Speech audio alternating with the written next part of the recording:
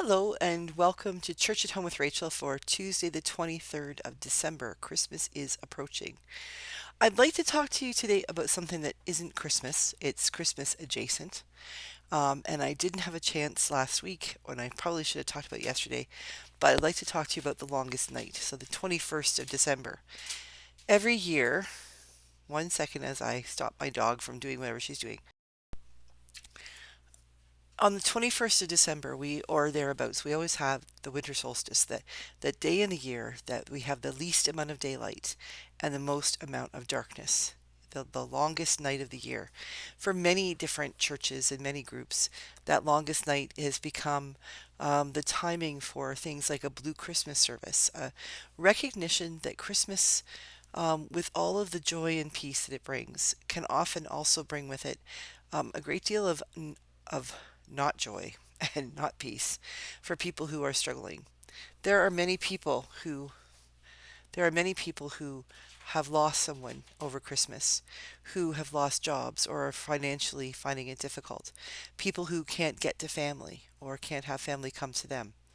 People who are just depressed. And for many people, seasonal affective disorder, the SAD, can be really difficult because the lack of sunlight itself can really bring people down. And this being the 21st being the longest night of the year, flip side of that is it's the shortest day of the year, the least amount of sunlight possible for a person to sort of absorb.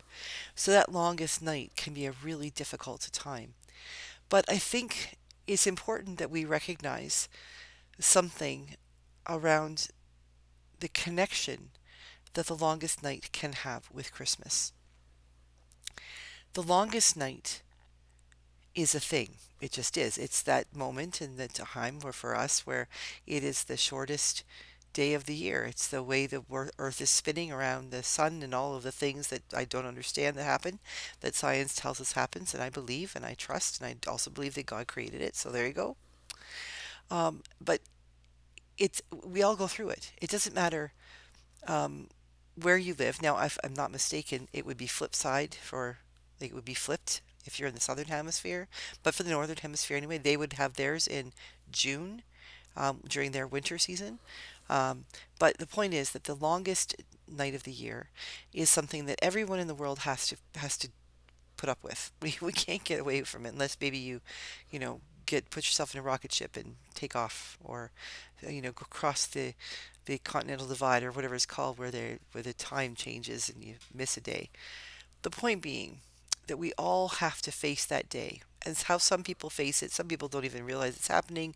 They're busy getting ready for Christmas or wrapping up work or finishing essays for school or whatever they're doing. Some people, it really makes a huge impact. But the fact is that there is no one in history who hasn't had to deal with the longest night. And without getting into the rationale or the historicity of when Christmas actually happened, when exactly Jesus was born, working with the fact that we acknowledge Jesus' birth to be the 25th of December. We do as Christians. So we'll work with that assumption here. The fact is that Mary and Joseph too had to live through the longest night. And for those, I've never carried a child. I do not know for sure. I have a hunch. I've watched my sisters both carry multiple children, and I've watched other people, parishioners, people I've seen. And the last few days, the last few weeks before they give birth seem to be the most difficult times.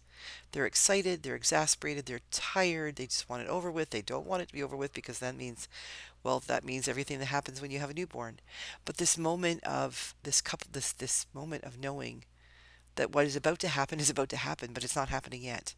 That anticipation, that fear, the potential for joy, but also the potential for more fear and for all the things. Mary had to go through that. Joseph would have been going through that.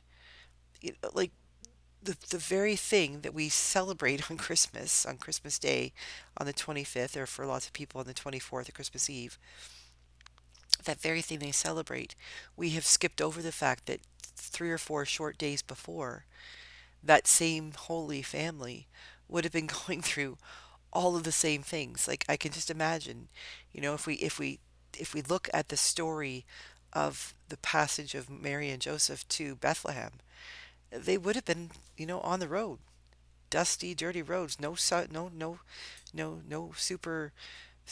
hotels, no, Holiday Inn with a hot tub for Mary to soak in at the end of a long day. Dirty, dusty roads probably wouldn't have been really warm. Can you imagine how uncomfortable she was? And she certainly didn't have a comfortable back seat to sit in. However, it was she got there, donkey foot, the back of a wagon, however it might have happened. All of those things. And if you think about it, think about what they must have been thinking about. Who wants to give birth away from home in a place they don't know where they're going? They have no reservations. They don't know what it will look like. And, keep in mind, there were no obstetricians with ultrasounds to tell Mary when she was going to give birth, like give her a general idea. So she must have just been sort of knowing it's coming soon, but not knowing. Not knowing what this would hold, not knowing what this would mean, not even knowing what this would be like, first child and all. And for Joseph, the not knowing was huge. But this idea that the Holy Family had to walk through the longest night as well, and sort of imagining what that would have been like for them before the most glorious night, before Christmas. You see, it's easy for us to look backwards and project well, this is what happened, so it must have been awesome. But remember that all of the things that we know hadn't happened yet. They didn't know. They didn't know for sure what was going to happen. Yes, an angel spoke to Joseph, and he knew what he was going to call this child, and he knew what he'd gone through, and what Mary had gone through, and he knew the rumors and all the things. And no matter how much he would have gone to shul, no matter how much Mary might have absorbed from listening to her brothers talking about what the rabbi said at when they were in their teaching, there hadn't been a prophet for 400 years. They wouldn't have been able to anticipate any more than we can truly carefully interpret scripture exactly now. Understand, this is exactly what it means. We know we can't do that. We are not, at least those who say they are, haven't really been great at it so far. And I admit I can't. So for Joseph and Mary and the people, the community of people around them who would be supporting them, which I imagine there were some, they didn't know all those things that Isaiah was predicting, and they didn't know what Luke was going to write later on after the fact. They only knew in this moment, in that moment, that they were on their way to Bethlehem for a ridiculous census. They didn't know where they were going to stay. They didn't know what it would hold. They didn't know what to expect. They didn't know what it would be like to be parents. They hadn't had any children yet. All of this anticipation, and I imagine a great deal of fear, going through their minds, into their hearts, emanating through their bodies on that longest night. But it's bookended then by the most glorious night. They lived through the longest night. And then history, or our understanding of history, tells us that 4 nights later, Jesus was born. Emmanuel, God with us. And the world changed. They went from the longest night to the most beautiful, radiant night. But that radiant night did not eliminate or erase what they went through on the longest night. And I think that's what we all need to hang on to as we head for Christmas. I gotta say Easter, as we head for Christmas in just 2 days, or one, depending on when you celebrate. We need to remember that the joy and the peace that hopefully will happen at Christmas, and for some people won't, but the joy and the peace that we assume, or people assume will happen on Christmas, doesn't negate the fact that we had to go through difficult times to get there. So as you approach your Christmas, after you have just navigated through your longest night, don't kick yourself if you're feeling the longest night still, if there's a hangover of the longest night hanging on your soul.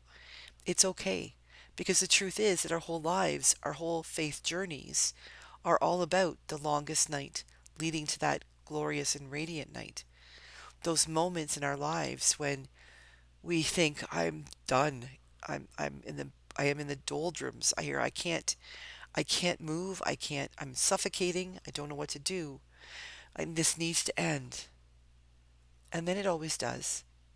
And the journey on toward that radiant night, when we recognize the beauty and the glory and the hope and the peace, when we recognize Christ in our lives. But it's not a one-time event. Just like we have the longest night and the most radiant night every year, those seasons of longest night to radiant night in our lives, in our faith lives, they repeat themselves. And that's natural and normal, and it's okay. The thing is recognizing it, honoring it, pondering it, and then deciding how to deal with it. Sometimes we can't pull ourselves out of that longest night alone. Sometimes it takes more time. But we need to believe and recognize and remember from past parts of our life that it does end. And then there's the glory of Christmas, the glory of knowing the truth that God is with us, that we experience Jesus Christ, Emmanuel.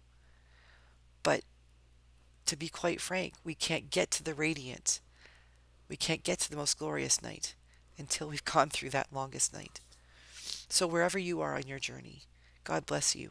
Take some time to think about it and ponder about it and pray about it and share about it and give thanks for it, because it is the whole journey that makes us who we are.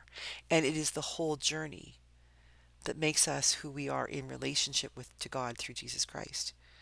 And that's the whole point. God doesn't just want part of us. God doesn't just want the happy clappy part of us. God wants us to come as whole, fulsome people. And that means we have to walk through the longest night so that we can celebrate the most radiant night. So as you prepare for your Christmas celebrations, if you are still feeling the hangover of the longest night, forgive yourself. It's okay, and it will end. Have a wonderful day. God bless you, and I will see you again tomorrow for Christmas Eve on Church at Home with Rachel.